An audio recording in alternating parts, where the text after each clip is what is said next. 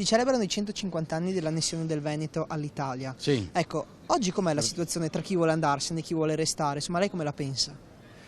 Che dovremmo stare in Italia, linea di principio. Certo che preferirei avessimo più poteri come regione, tipo quelli a statuto speciale, perché facciamo tutte a statuto speciale, che ognuno si arrangi per regione e si gestisca al meglio, insomma. Io credo nelle autonomie, credevo nella Lega e credevo nella possibilità di dare più responsabilità e più autonomia. Purtroppo in questi 20 anni non è successo quello che doveva succedere, più responsabilità e quindi dare più dignità nelle scelte di questa nostra regione. Non sono favorevole a nessuna autonomia nazionale di parte.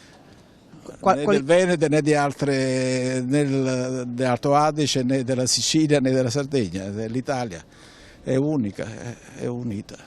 Io la vedo come siamo. Ecco, dopo miglioramenti di altra natura sì, ma non per il Veneto. Io con i veneti, diciamo, una volta davo ragione, attualmente no. Io sono veneto, sa. È chiaro, quindi non accetto, diciamo, l'indipendenza o altre cose. Ci abbiamo messo così tanto per arrivare all'unità, dopo 150 anni.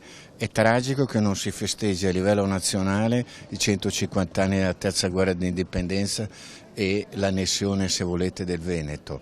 Ma la cosa peggiore è che alla gente interessa poco la nostra storia, così perdiamo le nostre identità, che siano identità diverse tra di loro o meno, ma hanno creato un paese che si chiama Italia.